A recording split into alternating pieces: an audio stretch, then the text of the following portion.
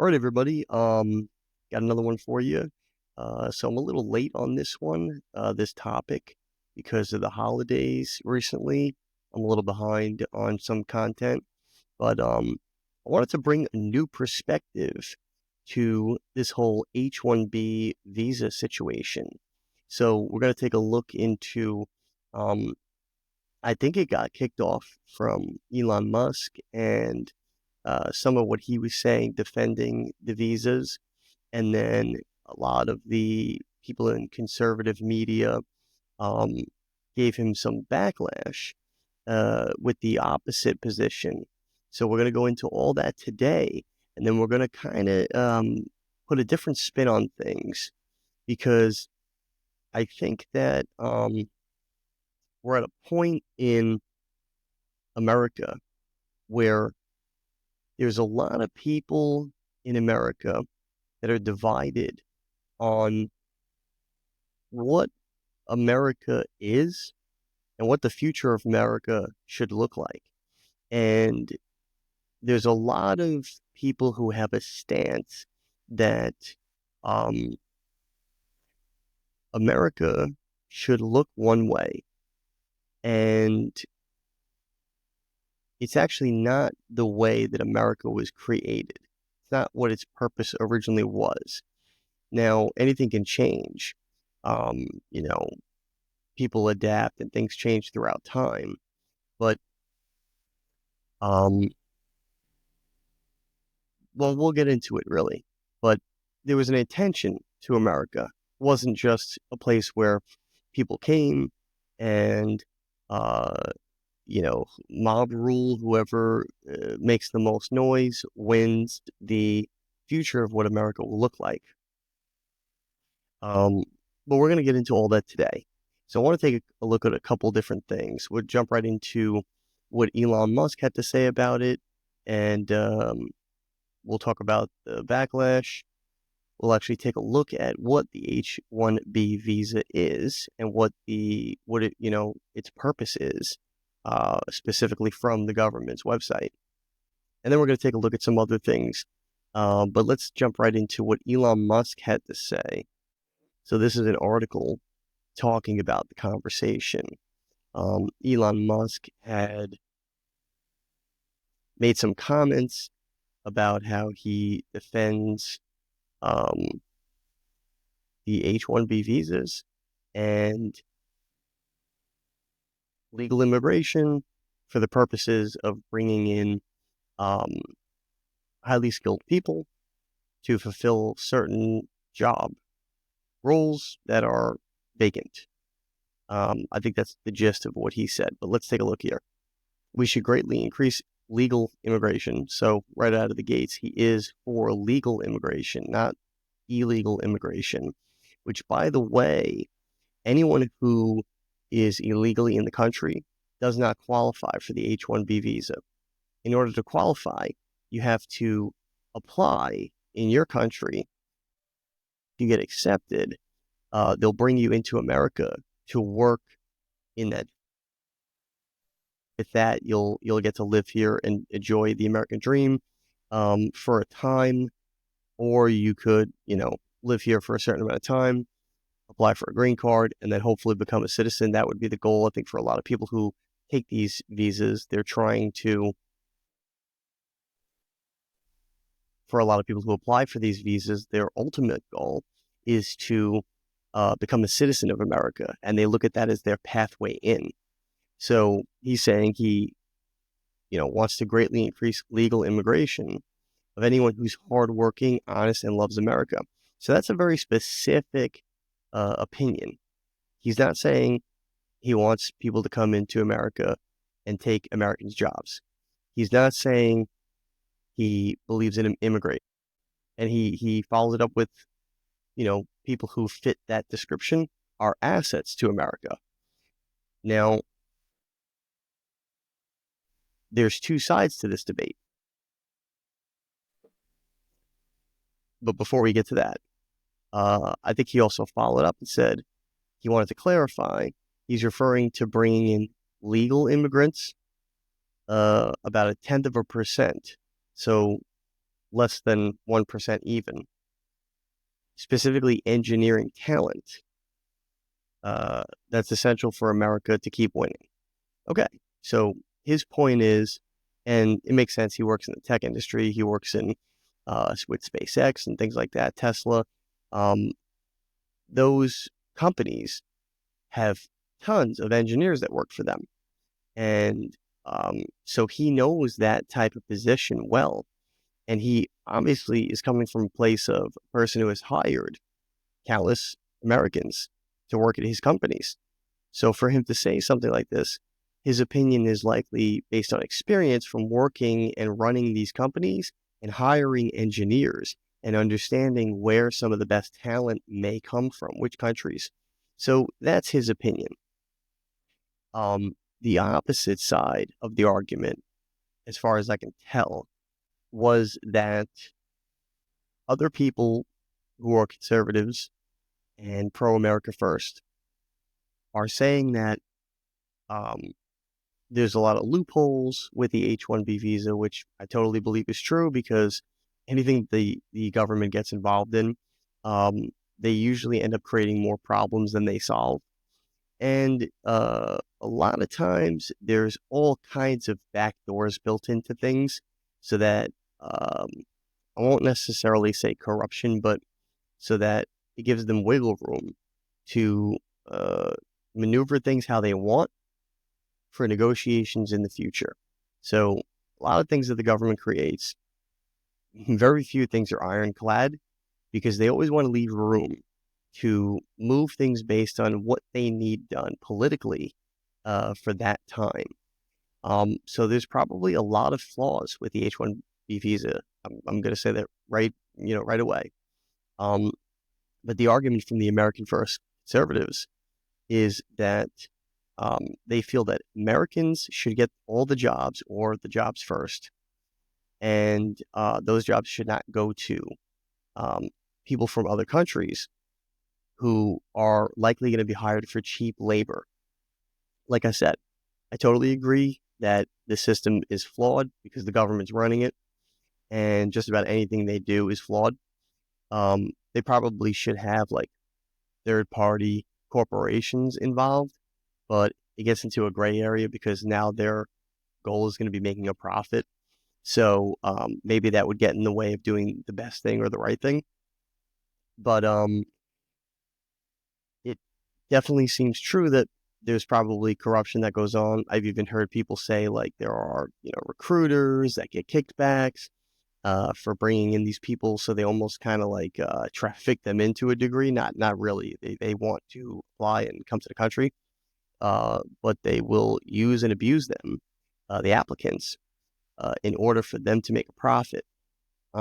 So there's definitely a lot of fraud that goes on in it, and there's definitely a lot of flaws in the system. But Elon Musk's point is that we should focus on bringing in only the best talent, which is a very small number from other countries, and fill, I believe, positions or roles that are empty, not take jobs from American citizens. Now, if that's not the case, and he's looking to take jobs from Americans and give it to foreign people for cheap labor, then yeah, that's wrong. That's not what the H-1B visa was designed to do. It was designed to give an opportunity to people in other countries to have a path to citizenship in America by having the opportunity to work in our country and learn and grow, and then either go back to their country and do great things with that knowledge to hopefully help build up their own country so that more countries could be like America, or to stay and become a citizen and continue to benefit this nation. So that was the original intent of the H-1B visa. Now, I agree with both sides. I do, because I think that Elon and Vivek and some of the other people that made comments about this, they have a point. There's a lot of people who specifically came into America on these visas, um, specifically CEOs, people who are entrepreneurs who started businesses. Um, they came to America on these visas, gave them an opportunity. And they ended up multiplying that um, by creating businesses and giving Americans jobs. So the immigrant is coming to America and then building jobs for Americans. That benefit is way greater than not bringing that immigrant in and just giving that job to an American. If you give that job to an American, one American gets a job. But if you give an immigrant that job and they come and they eventually build a business and then turn it into a business where they have like 1,000 American employees, you just gave 1,000 Americans a job when the decision was between giving one American a job or 1,000 Americans a job. So sometimes people could be a little short-sighted in their thinking, and the long-term big picture is always the best way to think, not short-sighted, and not everything has to be, blue team versus red team, America versus, this country, that country. We can work together. We all do live on the same planet, and we were all created by God. So technically, we're all God's children. We're not in competition with each other, and everybody is not our enemy, and we're not their enemy. But I understand and hear both sides of it. So let's just take a quick look at what the H1B visa, um, is from the government's website. So this is just a quick look at what the government's website says. departmentoflabor.gov. So if you want to see this for yourself, you could literally just go to departmentoflabor.com.gov, and you can read what the H1B visa program is about yourself. So it's right here in the overview. It applies to employers seeking to hire non-immigrant aliens. Okay, that's an important terminology, because it's not people who are immigrating here or even illegal and came here fleeing their country, or asylum seekers or any of that stuff. Specifically, people who are in another country. They're aliens, they're foreign to America, but they're looking for opportunities in America, specifically with work. That terminology is very specific to who it applies to. So I said before, like if you came here to America illegally, like millions of people recently over the last 4 years, none of those people would qualify. It's only for non-immigrant aliens, people who stayed in their country. Okay, so anybody who came here and took jobs while they, over the last 4 years, they don't qualify. So that's not who Elon and other people are talking about. Workers in a specialty occupation, or as fashion models, distinguished merit and ability. So again, it was designed for people who are in specialty occupations. Specific, it's not like your everyday job. They're not looking to bring in people who come here from other countries to become, your local waiter or waitress, right? They're not going to take those jobs. They're not going to take, typical everyday run-of-the-mill blue-collar jobs. It's usually specific for stuff that's hard to fill, because there's not that many people, especially Americans, that have studied that in school and have certifications or degrees or whatever in that field. So they created this to kind of fill a demand that wasn't being fulfilled with Americans to begin with. So a lot of the people who are in this conservative movement against this have a valid point that American jobs should go to Americans first. But this is specifically for specialty jobs that are likely not being filled by Americans already.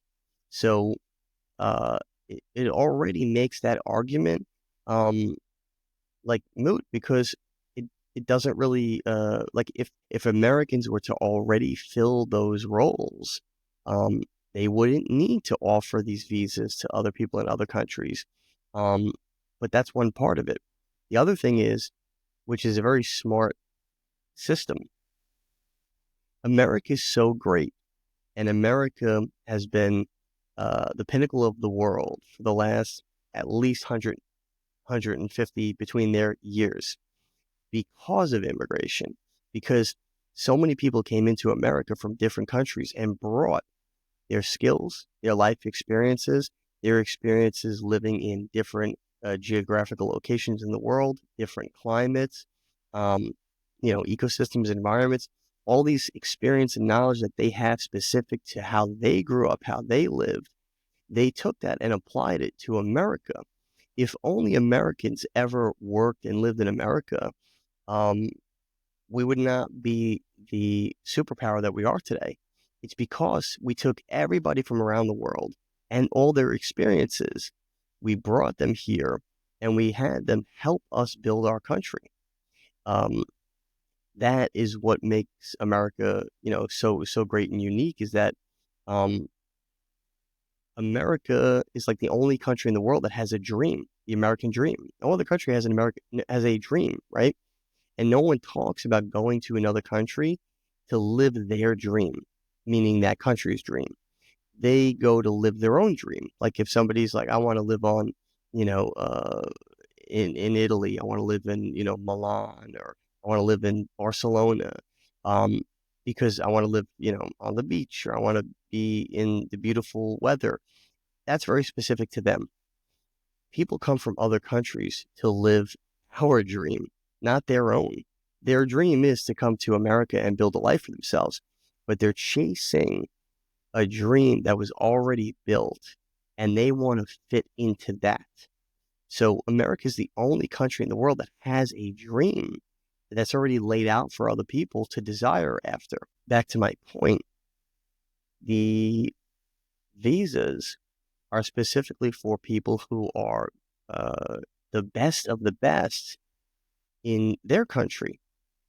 So if America wants to continue being great, we got to keep taking the best of the best and building and having everybody come here, put those minds together and those experiences, that knowledge, everything from how they grew up, their lifestyle, everything, their encounters, whatever, put them all together and continue to be the greatest nation in the history of the world. Um, if everybody has the exact same experience, no one's bringing anything new to the table, right? You need people who can offer something different, right? That's why people, online, you'll watch content creators like myself and other people, and you will watch one person for their take on something that's based on their experience in life. You'll watch somebody else for a different take. You're likely not watching a bunch of people and they're all saying and doing and thinking the exact same thing. They're bringing different perspectives, different takes to you so that now you can share in that experience. It's the same thing with America. We need people with all different experiences to come together and brainstorm and, come up with solutions to problems. Look at just some of the most influential people that we are talking about, right? Elon Musk was born and raised in South Africa. He is now the richest man in likely the history of the world. He's worth over $500 billion, but he only built that wealth and accomplished that by being an American citizen, by living and building his businesses in America. If he never had that opportunity, we would have no Elon Musk. We would have no Teslas. We would have no SpaceX. We would have no PayPal.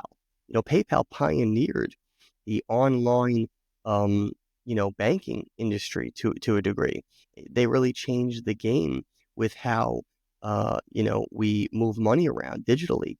If it wasn't for PayPal, it's likely that you might not have um, online banking today. You might not even have cryptocurrency today because a lot of that was born out of um, PayPal pioneering, uh, you know, moving money digitally online. That type of stuff was already happening to a degree, but it was in the background. It wasn't accessible to the average person. So they really pioneered uh, many industries at this point. And now look at banking. The industry's completely changed. It's all gone online. You could deposit a check online with your phone. That's pretty much only possible because of PayPal. And if Elon Musk never came to America, we would never have that. We might still be back in the way we used to do banking in the 90s. Um, you know, Also with Teslas, these electric vehicles. Before Tesla, you had, I think the biggest car was like a Prius.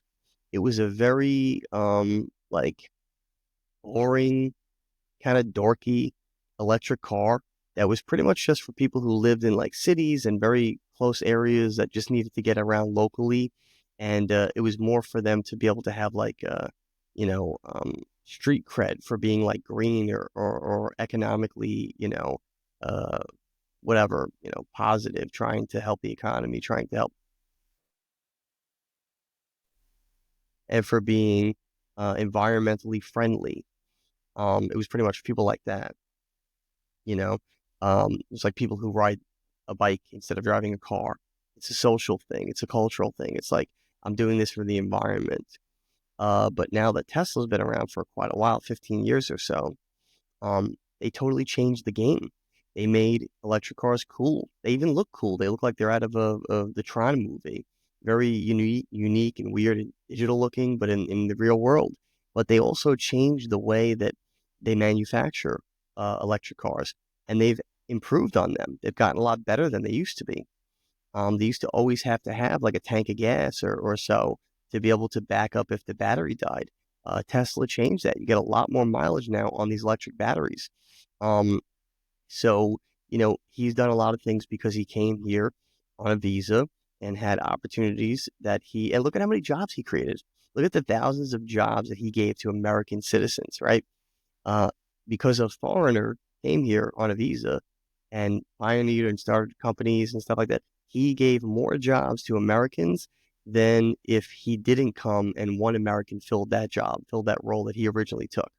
So you got to think about it like that big picture. But basically, this is an overview of the H1B visa program. Now, I want to talk about something different. There was a lot of people online who were talking about how, um, you know, they're replacing Americans, specifically white people, I guess, their jobs with um, people from India and China and countries like that through these visas for cheaper labor, and that eventually they were going to replace, white people in these industries with people from India and China who are going to, I guess, like somehow, take over and outnumber them in population. So let's just take a quick look at, because I've seen that a bunch online recently, specifically within like the wake of, I forget the kid's name, um, Nick Fuentes. Yeah, Nick Fuentes. I think that's who it was. It was like a shooting, and somebody he was trying to kill him, and then they ended up hurting or killing people that are in his circle. Um, and I think that what he does is he talks a lot about like the white race, and he's like a white nationalist apparently, and he's promoting, um, I guess like white people dominating America and not being replaced by people of other ethnicities. So let's just take a quick look at um, a breakdown of the different races in the United States and what that looks like. So this is basically like a bar graph of people in the United States who identify as a specific race. So no one's really done like a genetic test to prove this, but this is what people are self-describing as when polled. I believe the census might have been the resource for this. Um, but this is what people who are self-identifying as in America. Now, if you notice, there is a lot of different races on this chart, and it goes all the way down, which I'm going to show you to the bottom. And this is a breakdown of what everybody who pretty much considers themselves in America. If you look at white races, you have pretty much the top ones that are agreed upon as being considered white for the race are German, Irish, um, English, I think like Polish, French, Scottish, and maybe, Dutch and other things of Northern European countries. What's the number one, race or ethnicity that makes up the American population right now? It's German. So right now, 43 million and a half almost people in America identify as being German. Okay. The next one down is Mexican, 37, almost 38 million. So the Germans still have them beat by like maybe like six, 5 or 6 um, million people, right? Which is a percentage of the population. It's like more than 1% of the population of the entire United States population. So if you look at it right now, the majority of America is white. If you go by labeling these specific nationalities as under the category of white, um, so white people still pretty much are the dominant race in America.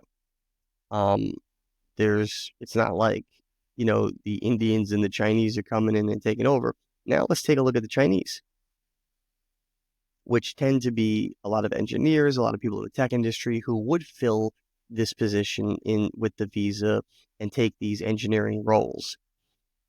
Right now, they make up 5.2 million people in the population. So they're at 43 million. They're at 5 million. That's almost a 10x greater are Germans than Chinese. Now, if you go down further, Indian is another nationality that tends to, fit these roles, be engineers and people in tech industry specifically. I know a lot of actually Pakistani people as well. Well, let's look at Pakistani, 618,000.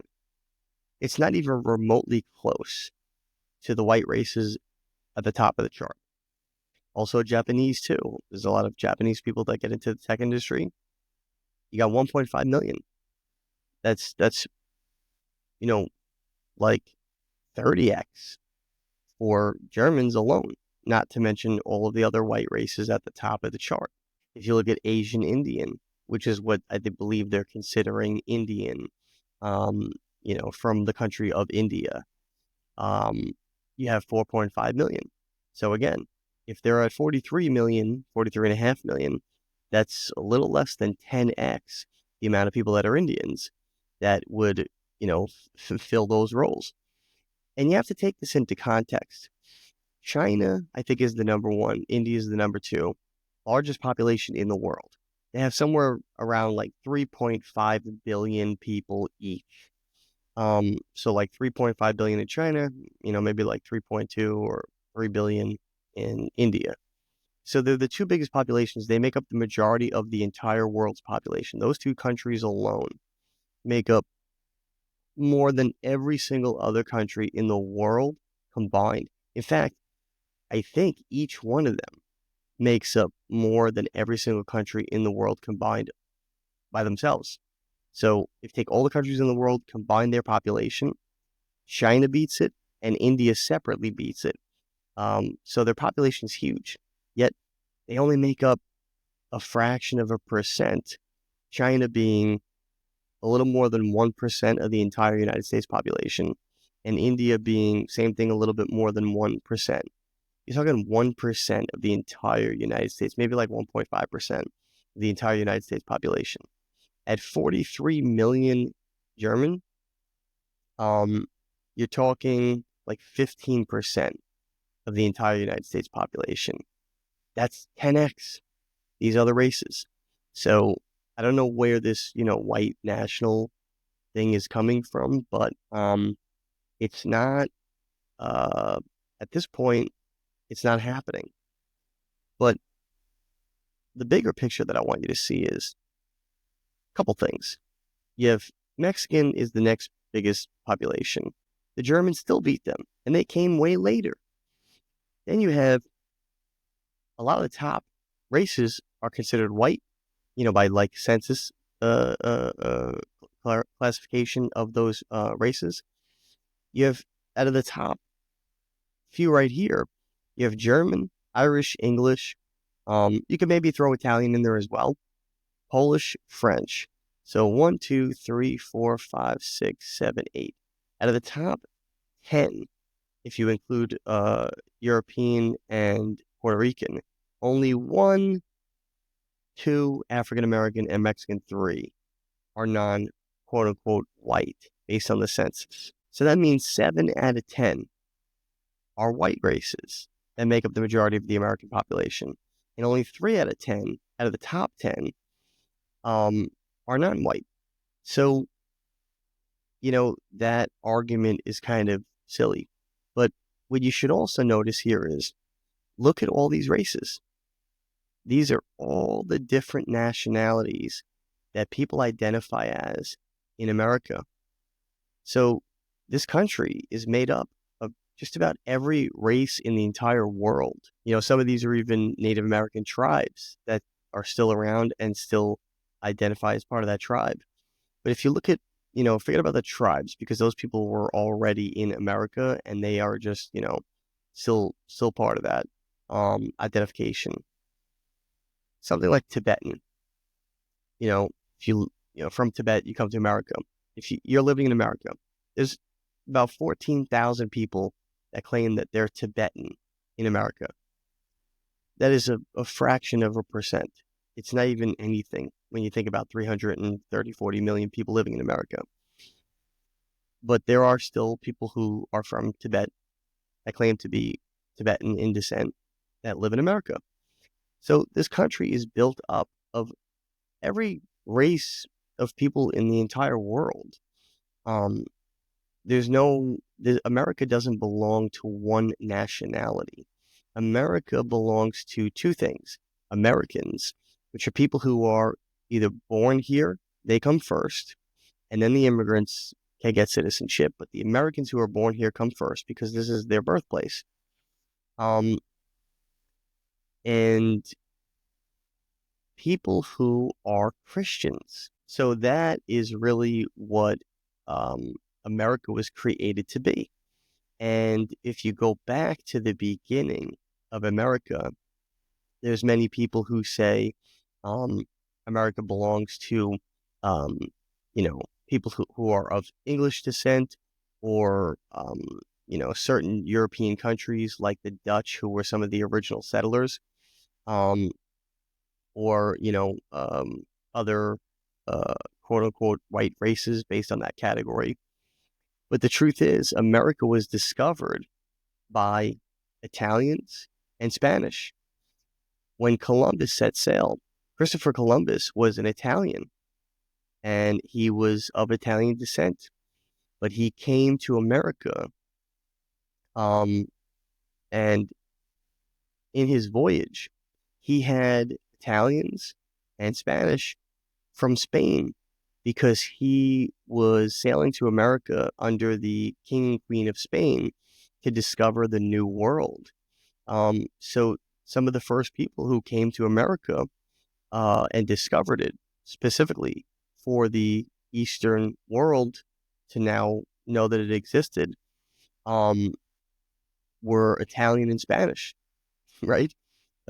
Two classes of people that in America today, I think are still kind of labeled as quote unquote minorities, but the country was discovered by them. So they go back further than the quote unquote white races that claim ownership over America. For some of the people online who are, I guess, white nationalists or whatever category they identify as.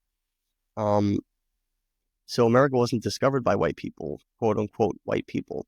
It was discovered by people of, quote unquote today minority races. At least that's how they classify it today.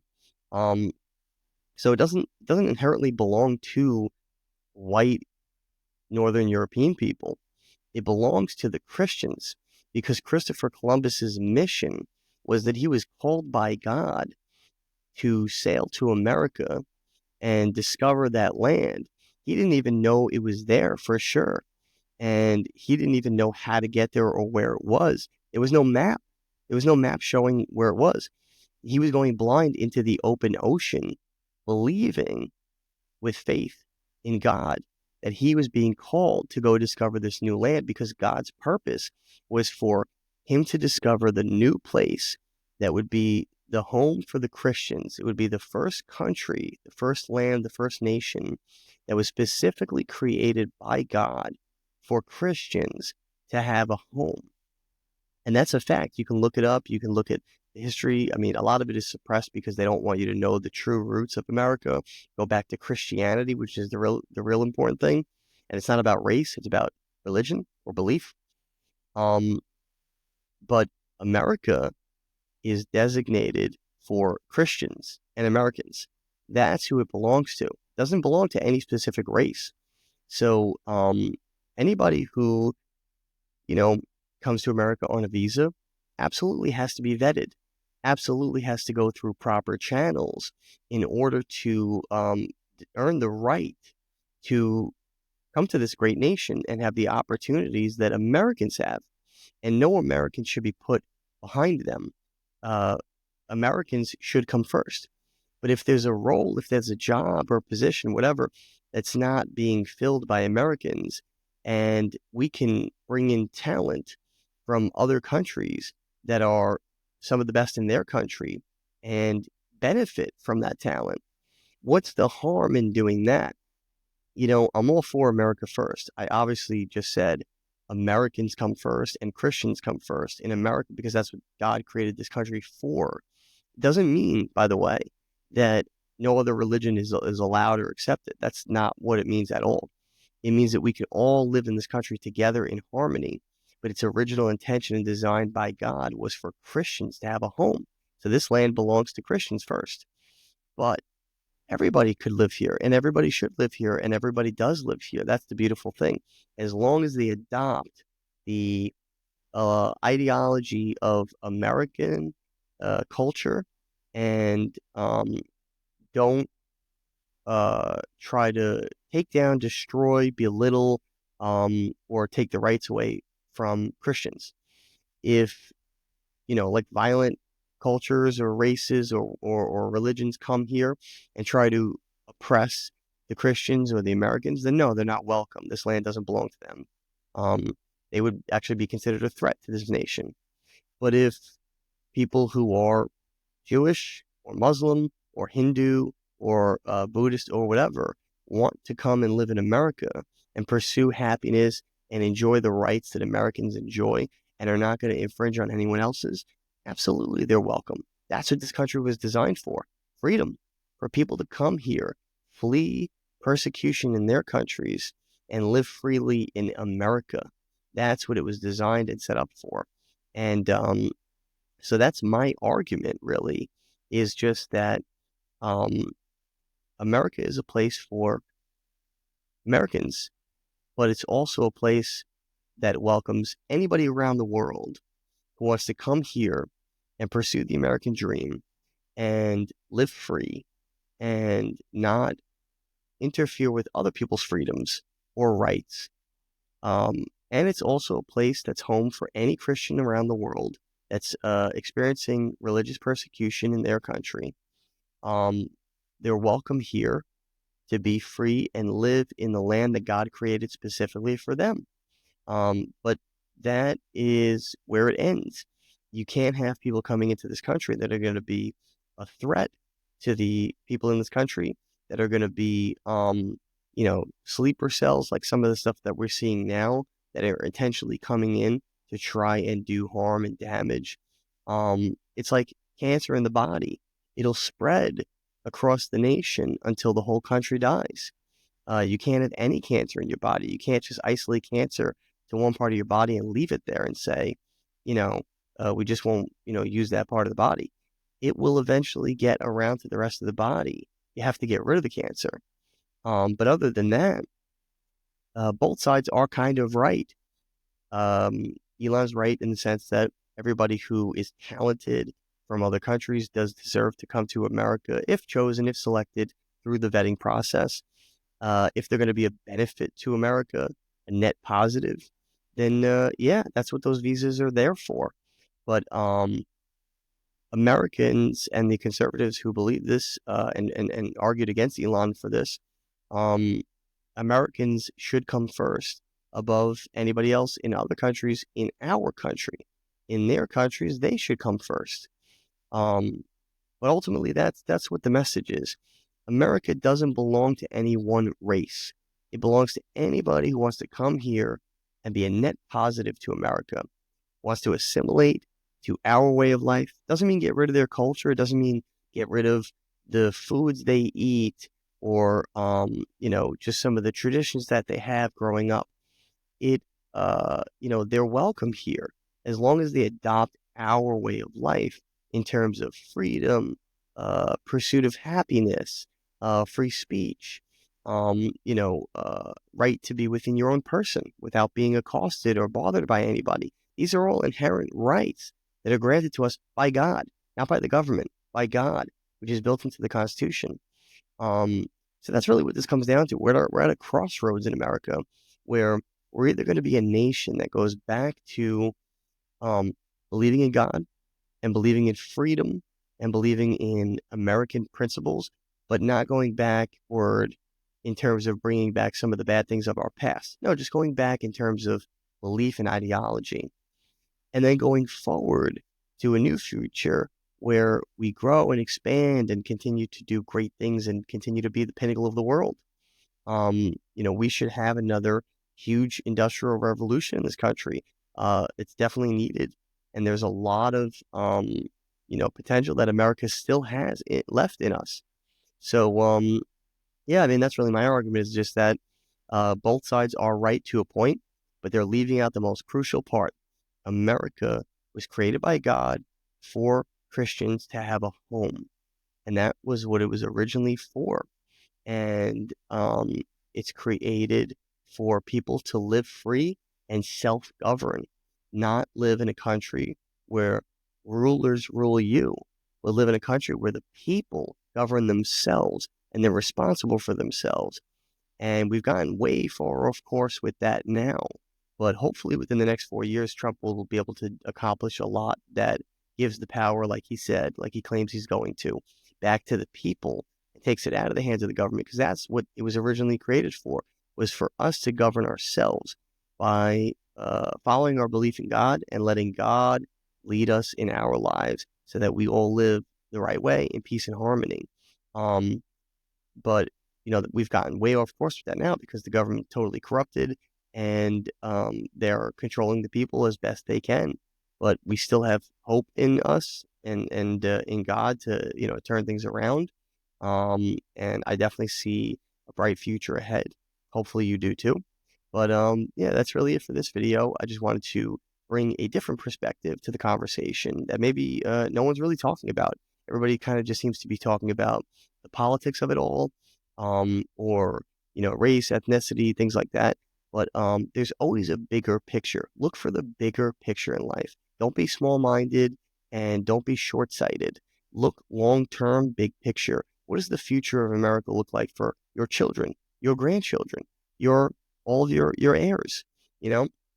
That's really how you should be thinking. And that's really what our founders did for us. They laid all that out for what we would have. A lot of them were old by the time they finally got everything solidified with America. They didn't really get to enjoy the benefits and reap the rewards of everything that they built. They laid it out for their children and their grandchildren and their future generations to enjoy. So let's keep that going. America's got a bright future ahead. But like I said, that's it for this video. Put in the comments. I'm really curious to hear what your opinions are. Do you agree with me? Do you agree with Elon Musk on that side? Do you agree with America First conservatives on that side? Or do you have a whole new opinion you want to bring to the table? Put it in the comments. I'd love to hear what you have to say. But don't forget to like, follow, subscribe, share, all that good stuff. Keeps the channel growing. And let me know if there's any other types of videos you want me to do in the future. But yeah, that's it for this video. Stay tuned for the next one. All right, everybody, I just want to take a moment to promote my children's book. This is Little Boy Full of Love. That's me on the back. And this is a little sneak peek on the inside. It's a great book. It's a children's book. I actually wrote this for my son. And it's available right now on Amazon, Walmart, Barnes & Noble, Indigo, Bookshop.org, and a lot of other online platforms. But more importantly to me, it's actually available in a lot of bookstores throughout the country. You can find out which ones are closest to you on my Instagram page. We highly recommend that you shop local, buy from a local bookstore. So if you are looking to, get a children's book for you or anybody you know, or even with the holidays coming up, it's a great time to, buy a children's book as a gift. Definitely get it from a bookstore that's local to you. But if you absolutely can't get it from one of the bookstores that are currently carrying it right now, and we're in about 15 or 16 different states across the country, so it may actually be in your state, and it could even be local to you. But if you can't get it from the physical bookstore, check out our Amazon storefront. The book's available on there right now. And like I said, with the holidays coming up, you may want to do your Christmas or Hanukkah or holiday shopping early, and you can even order it from our Amazon storefront and ship it directly to whoever you're gifting it to. But it's available on those platforms, Amazon storefront and bookstores and other websites that I mentioned.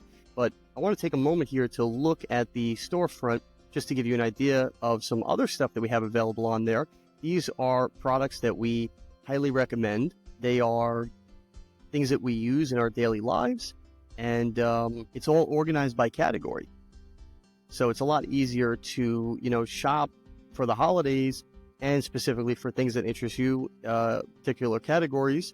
Available right now, many different items on our storefront. If you can see here, 61 items just in women's apparel, fall decor, because right now we're in fall, 26 items, kitchen items, baking specifically, things for around the house, children's toys, even stuff for parties. If you're trying to save money on a party and throwing your own, occasion, you can even buy some cool gadgets here to help you, put on a better party. Health and wellness items here, even stuff for Christmas. And there's the book right there. So you can get it from the storefront. You can get it from the bookstores, like I mentioned.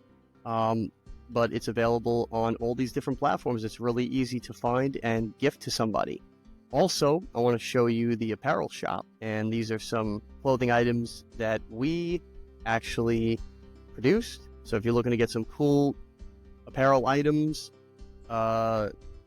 shirts, hoodies, long sleeve, short sleeve, leggings, even accessories, cell phone cases, women's makeup bags, fanny packs, coffee mugs, all different types of stuff, even some, art, all different categories here, apparel, homeware, accessories, drinks, even digital items. It's all on this store, healthybodygoodssoul.com. Anything that pertains to you or somebody that you're looking to get a gift for the holidays. A lot of great designs on here, a lot of cool designs that we actually custom created. Stainless steel water bottles, especially now with the fall and winter. A lot of cool hoodies and long sleeve shirts. This is a really cool one, I think, for women. The original Be Your Soul apparel, that one's actually really popular. People tend to like that. This one's one of my favorites. The free shirt. It's the American flag, and it says free, and that says not property of the United States government. That one's pretty cool.